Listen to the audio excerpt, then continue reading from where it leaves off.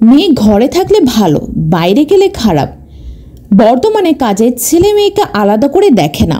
একটা ছেলে যে কাজ করতে পারে, একটা মেয়েও সেই কাজ করতে পারে।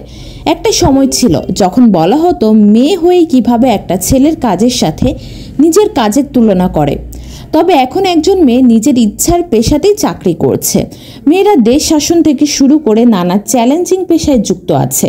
কিন্তু এরপরও অনেক সময় মেয়েদের শুনতে হয় বাইরে বের হওয়া মানেই খারাপ মেয়ে। ছেলেরাও তো বাইরে বের হয়, তাদের তো খারাপ ছেলে বলা শুনতে হয় না। দেশে এমন কিছু পেশা আছে যেখানে 9টা থেকে 5টা অবধি ডিউটি না, যখন ডাক আসবে তখনই কাজে যেতে হয়। উদাহরণস্বরূপ আইন শৃঙ্খলা বাহিনী, ডাক্তার, সাংবাদিকদের কথা বলা যায়। এই পেশার মানুষের কাজের কোনো নির্দিষ্ট সময় থাকে না, যখনই প্রয়োজন তখনই কাজ করতে হয়। সেটা সকাল হোক কিংবা বিকাল, রাত হোক কিংবা দিন। কাজের প্রতি ভালোবাসা ও নিষ্ঠাবোধ থেকে অনেকে এই চ্যালেঞ্জিং পেশাগুলোতে টিকে আছে। শুধু টিকে আছে তাই নয়, ছেলেদের সাথে টেক্কা দিয়ে টিকে আছে। কিন্তু এত কিছুর পরও এখনো মেয়েদের বাইরে বের হওয়া নিয়ে হতে হয় প্রশ্নবিদ্ধ। একটি মেয়ে 4 দেয়ালে বন্দি থেকে কখনো বিশ্বজয় করতে পারবে না। বিশ্বজয় করতে হলে তাকে ঘরের বাইরে যেতেই হবে।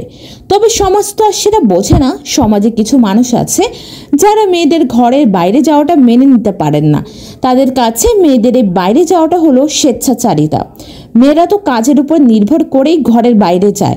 ঘরে বসে থেকে তো কখনো বাইরে কাজ করা যায় না। তাহলে কেন মেয়েদের তকমা দেওয়া হয় যে মেয়ে ঘরে থাকলে ভালো, বাইরে গেলে খারাপ?